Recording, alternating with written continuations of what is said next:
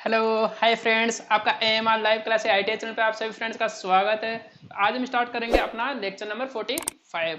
इसमें हम देखेंगे केसीएल और केवीएल पे आधारित जितने भी आपके न्यूमेरिक क्वेश्चंस बनते हैं हम उनको करने वाले हैं। ओके फ्रेंड्स, तो आपने अगर पिछली क्लासेज नहीं देखी तो पिछली क्लासेज जाके जरूर देखें, क्योंकि मैंने पिछली क्लासेज में बहुत कुछ करवा दिया है। आपके जितने भी इलेक्ट्रिशियन न्यूमेरिक जो सीरीज चल रही है उसमें इतने मोस्ट इंपॉर्टेंट क्वेश्चंस बनते हैं और आपके प्रत्येक एग्जाम में वो रिपीट होते हैं। ओके फ्रेंड्स, तो जितने भी मैंने क्वेश्चंस करवाए वो आपके लिए बहुत बेनिफिशियल रहेंगे, तो आप उन क्लासेस को जाके जरूर देखें। तो आइए हम स्टार्ट करते हैं आज का लेक्चर। इसमें हम देखने वाले केसीएल और केवीएल।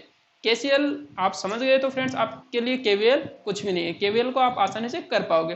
तो केवीएल और केसीएल में कोई ज़्यादा डिफरेंट नहीं होता फ्रेंड्स, आप बस इक्वेशन सोल्व करना आना चाहिए और आपको जो सर्किट दे दिया जाता है आपको केसीएल से और केवीएल से आप दोनों से आप क्वेश्चंस को सोल्व कर पाओगे, क्योंकि आपको अगर धारा का मान पूछा जाए तो आप आसानी से उनको निकाल पाओगे। ओके, तो जो आज मैं सिखाने वाला वो आपके लिए बहुत इंपॉर्टेंट रहेगा, तो आप क्लास पूरी देखें। और अगर आप क्लास बीच में स्किप करते हो तो आपको कुछ भी समझ नहीं आएगा। अगर आप केसीएल को आज अगर समझ जाते हो तो आपको आगे जितने भी आप क्वेश्चंस करने वाले हो केसीएल से रिलेटेड आप उनको आसानी से कर पाओगे। तो आइए, KCL Kirchhoff current law. Kirchhoff current law की जो परिभाषा होती है ये आपने सुनी होगी।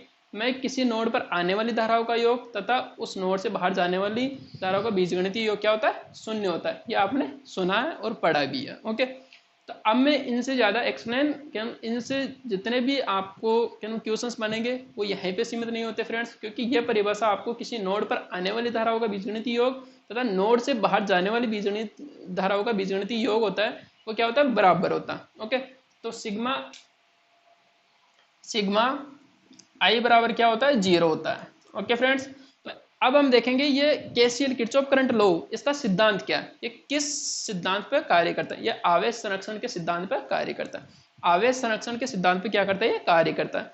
जो भी आपका कोई डीसी सर्किट होगा, आपको कोई डीसी सर्किट दे दिया जाता है और आपको उसमें पूछा जाता है कि इसमें धारा, बहने वाली धारा का मान क्या होगा। ओके, तो आप समझते चाहिए। और इनसे रिलेटेड जितनी भी में जो परिभाषाएं बनती है, नोड क्या होता है, ब्रांच क्या होता है, और ये अपनी जो नोड होता है फ्रेंड्स, नोड मैं कहना मतलब दो या दो से अधिक एलिमेंट या जो तत्व होते हैं उनको जोड़ करके बनाया गया एक डॉट या एक बिंदु, वो क्या कहलाता है? नोड कहलाता है। जैसे समझिए फ्रेंड्स, यहाँ पे मैं आपको एक सर्किट ऐसे बना देता हूँ, ये कोई रेजिस्टेंस लगा हुआ है, ये भी कोई रेजिस्टेंस लगा हुआ है। ओके, अब मैंने क्या किया, यहाँ पे से कोई वायर निकाल करके यहाँ पे ये दे दिया, एक रेजिस्टेंस नीचे की तरफ दे दिया।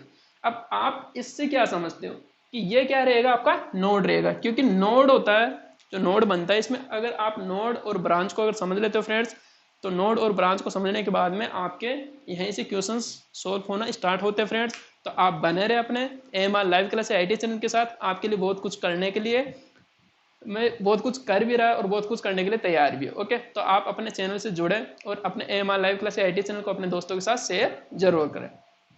तो समझिए फ्रेंड्स, मैंने आपको बताया कि दो या दो से अधिक तत्व या दो से अधिक पैसिव एलिमेंट्स अगर एक बिंदु से जुड़ते हैं तो उसको क्या नाम देते हैं? हम नोड।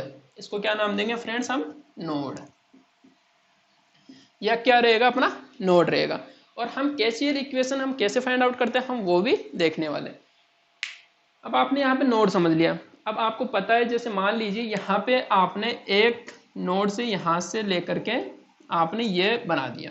ओके, यहाँ पे फिर से आपने ये बना लिया, तो ये क्या बनेगा? आपका नोड बनेगा। ये भी क्या रहेगा? आपका नोड। ओके फ्रेंड्स, ये आपका क्या रहेगा? नोड रहेगा। अब आपने देखा इस नोड से इस नोड के मध्य जो ये एलिमेंट जुड़ा हुआ है, ये रेजिस्टेंस जुड़ा हुआ है, ये क्या रहेगा? जो ये रास्ता रहेगा, ये जो यहाँ तक का रास्ता रहेगा वो क्या रहेगा? आपकी ब्रांच या कोई शाखा रहेगी। ओके, आप यहाँ तक समझ गए फ्रेंड्स। और मैं इनसे रिलेटेड जितनी भी आपकी परिभाषाएं बनती है वो मैं यहाँ पे बोर्ड पे नोट डाउन कर देता हूँ, तो आपका ज़्यादा टाइम खराब नहीं होगा और आप आसानी से उनको मैं आपको समझा देता हूँ, तो आप उनको आसानी से कर पाओगे। तो आइए, नोड और जंक्शन की परिभाषा नोट कर दिए, तो आइए हम इनको समझते हैं।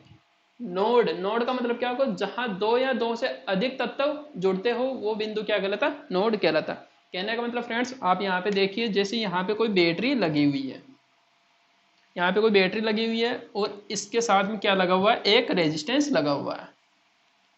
ओके, तो यहाँ पे क्या हुआ? दो या दो से अधिक क्या नाम, एलिमेंट। ये क्या होगा, एलिमेंट। तो यह यहाँ पे क्या रहेगा, अपना नोड रहेगा। दो या दो से अधिक हो सकता है फ्रेंड्स। अगर आप यहाँ पे नीचे शाखा ले लेते हो तो ये क्या बनेगा, अपना जंक्शन बनेगा। क्योंकि यहाँ पे जंक्शन की परिभाषा देखिए, जब तीन या उससे अधिक तत्व जुड़ते हो, तीन या उससे अधिक तत्व, क्या नाम, यहाँ पे अगर हम जोड़ देंगे तो ये क्या हो जाएगा, तीन हो जाएगा। ये तीन हो गया। तो तत्व जुड़ते हो तो वो बिंदु क्या कहलाता है, जंक्शन कहलाता है। तो हमने देखा ये क्या लगी हुई थी, बैटरी। यहाँ पे ये रेजिस्टेंस लगा हुआ और यहाँ पे भी क्या लगा हुआ, रेजिस्टेंस लगा हुआ। तो नोड क्या होगा, दो या दो से अधिक शाखाओं में, क्या मतलब दो हो सकती है मिनिमम, और अधिकतम कितनी भी हो सकती है। ओके, तो वो क्या रहेगा, अपना नोड रहेगा। और जो जंक्शन बनता है वो तीन शाखाओं से मिलकर बनता है। क्या मतलब आपने देखा, जहाँ तीन या उससे अधिक तत्व जुड़ते हो वो बिंदु क्या कहलाता है, जंक्शन कहलाता है। आप यहाँ तक समझ गए। अब हम आगे देखते हैं फ्रेंड्स, जो नोड होता है, नोड में धारा का बंटवारा होता है या नहीं होता, वो हम कह नहीं सकते। क्योंकि जब आपने देखा, यहाँ पे देखा ये एलिमेंट ऐसे लगा हुआ था, ठीक है। तो यहाँ पे आपने देखा, यहाँ पे धारा का बंटवारा हो रहा है, नहीं हो रहा, क्योंकि यहाँ पे धारा एक सीधे इस सर्किट में बहेगी। लेकिन यहाँ पे देखोगे फ्रेंड्स, तो धारा का बंटवारा हो रहा है, यहाँ पे और यहाँ पे धारा का बंटवारा हो रहा है। तो जंक्शन में धारा का बंटवारा होता है और नोड में धारा का बंटवारा नहीं होता। ओके, धारा के बंटवारा क्या मतलब हो भी सकता है और नहीं भी हो सकता, हम नोड की परिभाषा में ये लेते हैं। और जंक्शन में क्या रहते हैं, इसमें धारा का बंटवारा होता है, क्योंकि इसमें तीन एलिमेंट या तीन से अधिक एलिमेंट जुड़े होते हैं। ओके, तो आप समझिए फ्रेंड्स, ये मेन जो मोस्ट इंपॉर्टेंट जो परिभाषाएं होती है वो मैंने आपके लिए नोट कर दी है। तो अब हम आगे चलते हैं इसी से आगे। तो मैं आपको एक सर्किट दे देता हूँ फ्रेंड्स, और उस सर्किट से हम समझते हैं। जैसे मान लीजिए आपको यह कोई सर्किट दे रखा है, यह कोई रेजिस्टेंस लगा हुआ है फ्रेंड्स, ये क्या लगा हुआ है, एक रेजिस्टेंस लगा हुआ है। अब यहाँ पे जो रेजिस्टेंस के अंदर जो वोल्टेज V1 और ये क्या है V2, और यहाँ पे क्या लगा हुआ है, एक रेजिस्टेंस लगा हुआ, और यहाँ पे धारा का मान I दे रखा है। ओके फ्रेंड्स, यहाँ पे धारा का मान क्या दे रखा है, हमें I दे रखा है। धारा का मान हमें क्या दे रखा है, I दे रखा है। जब आपको I यहाँ पे फाइंड आउट करना आ जाए फ्रेंड्स, तो आप इस क्वेश्चन को आसानी से सोल्व कर पाओगे। क्योंकि यहाँ से अलग अलग जो आपके सर्किट बनेंगे जो बड़े बड़े, वो मैं समझाने के लिए आपके लिए ये छोटा सा यहाँ से एग्जाम्पल ले रहा हूँ। तो आप इसको समझ गए तो आप जो बड़े से बड़े जितने भी आपके क्वेश्चन आ जाए आप उनको आसानी से कर पाओगे। तो हमने देखा, मैं V1 से स्टार्ट हुआ, धारा V1 से स्टार्ट हो रही है फ्रेंड्स, और रेजिस्टेंस में से होते हुए V2 पे समाप्त हो रही है। ओके, आप यहाँ तक देखिए। तो यहाँ से जब I बराबर क्या होता है, V/R होता है। लेकिन हमें वो भी नहीं देखना, हमें अगर यहाँ पे विभवांतर लेते हैं फ्रेंड्स, विभवांतर की परिभाषा क्या होती है, अधिकतम वोल्टेज सोर्स से न्यूनतम वोल्टेज सोर्स की तरफ अगर धारा बहती है तो अपने वहाँ पे धारा का मान क्या होता है, बहता। क्यों, धारा बहती है, उस सर्किट में धारा होती है। अगर यहाँ पे वोल्टेज V1 का मान और V2 का मान अगर बराबर रहेगा तो धारा का मान क्या रहेगा, शून्य रहेगा। तो अधिकतम जो विभवांतर की परिभाषा क्या होती है, अधिकतम वोल्टेज सोर्स से न्यूनतम वोल्टेज सोर्स की तरफ धारा का क्या नाम, धारा बहती है। ओके, अब I बराबर क्या होगा, कहाँ से स्टार्ट हो रही है, V1 से, तो हमें V1 लेना है। और कहाँ पे खत्म हो रहे हैं, और जहाँ पे फ्रेंड्स ये खत्म होती है उसका विपरीत साइन, क्या नाम, तो जब यहाँ पे प्लस है तो इसको हम किसके साथ लिखें, माइनस साइन के साथ लिखेंगे। और जब यहाँ पे अगर माइनस दे रखा होता तो हम उसको किसके साथ लिखते हैं, प्लस के साथ लिखते हैं। तो I बराबर क्या होता है, V1 माइनस क्या हो जाएगा, V2 अपॉन रेजिस्टेंस का भाग लग जाएगा। तो आपने देखा, जब आपको I ऐसे निकालना हो तो आप इस ब्रांच में से I निकाल सकते हो धारा। ओके, अब देखिए आगे, यहाँ पे आपको कोई रेजिस्टेंस लगा हुआ है। ओके फ्रेंड्स, यहाँ पे 0 वोल्ट है, यहाँ से धारा I बह रही है फ्रेंड्स, और यहाँ पे V पे आकर के खत्म हो रही है, V1 पे आके खत्म हो रही है। या यहाँ पे A ले लीजिए फ्रेंड्स, V1 या VA पे खत्म हो रही है। अब यहाँ पे आप धारा का मान कैसे पता करोगे, तो I बराबर क्या होगा, जहाँ से धारा स्टार्ट होती है फ्रेंड्स वहाँ से हमें देखना है धारा कहाँ से स्टार्ट हो, 0 वोल्ट से। तो यहाँ पे हम ले लेंगे 0, खत्म कहाँ पे हो रही, VA पे। तो हम इसको, जब ये पॉजिटिव साइन के साथ दे रखा होता है, में पॉजिटिव होता है, तो उसको हम किस में लेते हैं, नेगेटिव में।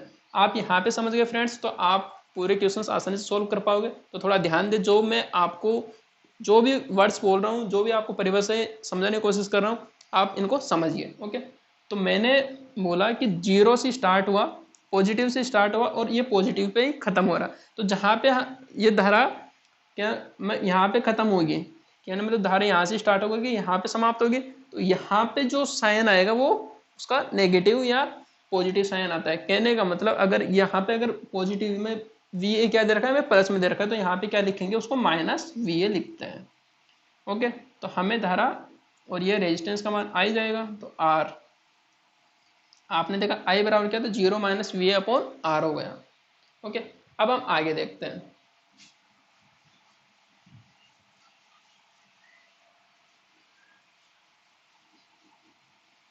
अब आपने देखा यहाँ पे देखिए रेजिस्टेंस R1 ये लगा हुआ है फ्रेंड्स, और यहाँ पे R1 ये लगा हुआ है। ओके, अब आपने देखा V1 से माइनस के V1 से स्टार्ट हुआ और प्लस के V1 पे V2 पे ख़त्म हुआ। V1 माइनस के V1 से स्टार्ट हुआ और माइनस प्लस के V2 पे समाप्त हुआ। ओके, आपको धारा किस तरफ बह रही है, माइनस के V1 से स्टार्ट हो रही है, यहाँ पे धारा ये R1 होगा और ये R2 होगा। ओके, तो आपको पूछा जाए में I क्या रहेगी, तो I बराबर क्या होता है, जहाँ से धारा स्टार्ट होती है, कहाँ से स्टार्ट हो रही है, माइनस के V1 से स्टार्ट हो रही है और समाप्त कहाँ पे होगी, प्लस के V2 पे समाप्त हो रही है, तो इसको किस साइन के साथ में लिखेंगे, माइनस V साइन के साथ लिखेंगे, V2 upon total resistance R1 plus R2। Okay friends, आप समझ गए यहाँ तक। अब हम आगे स्टार्ट करते हैं।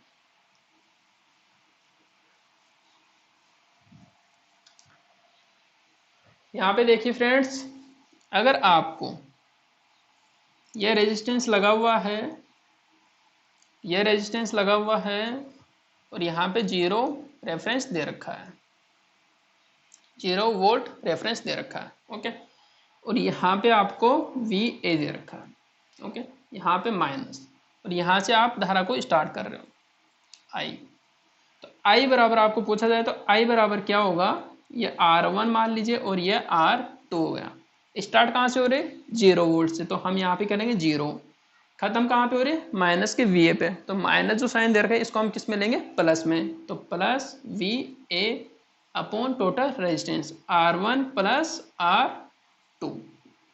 समझ गए फ्रेंड्स, आपने यहाँ तक सीखा।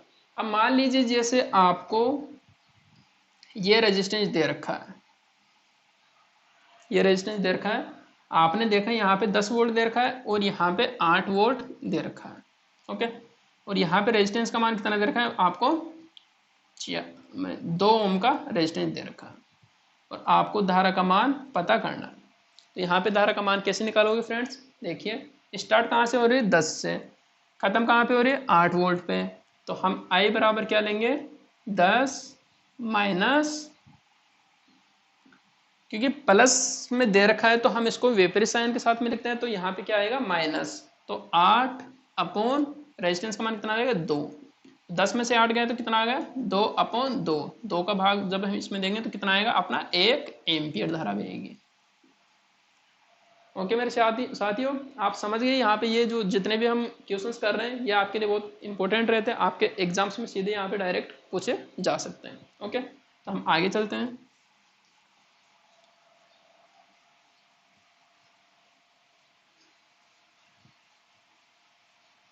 और ये परिभाषा आप नोट कर लीजिए फ्रेंड्स, क्योंकि हमने देखा आने वाली धाराओं का योग और नोड से बाहर जाने वाली धाराओं का योग हमें वो समझना है, क्योंकि KCL में वो आपके लिए बहुत इंपॉर्टेंट रहता है। जैसे मान लीजिए यह कोई नोड दे रखा है, ये क्या दे रखा है, हमें नोड दे रखा है, यहाँ से धारा आ रही है और यहाँ से जा रही है, यहाँ पे आ रही है, यहाँ से जा रही है। ओके फ्रेंड्स, अब यहाँ से आ रही है,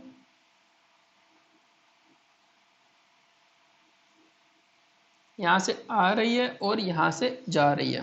ओके, तो यहाँ पे देखिए friends, I1, I2, I3, I4, I5 और I6, क्या ना मतलब नोड पे आने वाली धाराओं का योग और नोड से बाहर जाने वाली धाराओं का योग क्या होता है, बीजगणितीय योग क्या होता है, 0 होता है।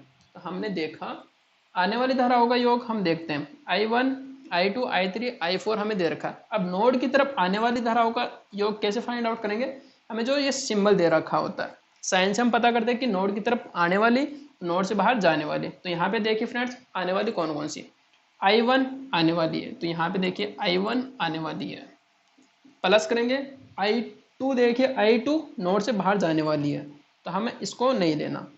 अब I3 देखिए, I3 नोड की तरफ आ रही है फ्रेंड्स, तो I3 लेंगे प्लस। यहाँ पे देखिए फ्रेंड्स I4 भी नोड की तरफ आ रही है, तो I4 हम नोड की तरफ आ रही है। I5 भी नोड की तरफ आ रही है फ्रेंड्स, I5 भी नोड की तरफ आ रही है प्लस। अब देखेंगे ये नोड से बाहर जा रहे I2 और नोड से ये भी बाहर जा रहे I6, तो यहाँ पे बराबर करेंगे I2 और I6 को, I2 प्लस I6 को बराबर होगा 0। तो आपने देखा, हमने इस इक्वेशन को सॉल्व किया तो अपना मान क्या आएगा, I1 plus I3 plus I4 plus I5 बराबर होगा I2 प्लस I6 के। ओके, और इनका बीजगणितीय योग क्या होता है, शून्य के बराबर होता है। तो सिग्मा I बराबर क्या होता है, 0 होता है। सिग्मा I बराबर क्या होता है, 0 होता है। I बराबर क्या होता है, V/R से आप इस इक्वेशन को सोल्व कर सकते हो। अब आपने यहाँ तक समझ लिया। अगर आपको यहाँ पे धारा का मान भी दे दिया जाता है 2, 4, 6, 8, 5, 3, अब आप इनको आसानी से सोल्व कर पाओगे। कहने का मतलब I1 का मान कितना दे रखा है हमें, 2 दे रखा है, प्लस I3 का मान कितना दे रखा है हमें, 6 एम्पियर दे रखा है, प्लस I4 का मान कितना दे रखा है हमें, I4 का मान 3 एम्पियर दे रखा है, प्लस I5 का मान कितना दे रखा है हमें, 5 दे रखा है, और बराबर करना है I2 का मान कितना दे रखा है यहाँ पे 2, और प्लस I6 का मान कितना दे रखा है हमें, 8 दे रखा है, तो 8 ले लेंगे। ओके फ्रेंड्स, अब जब आप इसको हल करोगे तो यहाँ पे हम इनको बराबर में, सिग्मा I बराबर क्या होता है, 0 होता है। यहाँ पे देखिए फ्रेंड्स हम इसको बराबर में जब इस तरफ लेके आएंगे, यहाँ पे देखिए हम इनको ऐड कर लेते हैं पहले, 2 और 6 8, 8 और 3 कितना होता है फ्रेंड्स, 8 और 3 11, 11 और 5 16। और जब ये बराबर के इस तरफ आएगा तो मान कितना हो जाएगा, ये 2 माइनस में हो जाएगा, और ये माइनस का जो प्लस में 8 है ये भी क्या हो जाएगा, माइनस में। तो 8 और 2 10, 10 कितना हो जाएगा, माइनस में हो जाएगा। यहाँ पे 10 ले लेंगे फ्रेंड्स, बराबर में 0। तो 16 में से 10 गया तो कितना आ गया, 6 बराबर 0। आपने देखा सिग्मा I बराबर क्या होगा, 0 के बराबर होगा। सिग्मा I का मान कितना होगा, 6 एम्पियर बराबर क्या होगा, 0 हो गया। आप इस क्वेश्चन को आसानी सोल्व कर पाओगे फ्रेंड्स। ओके।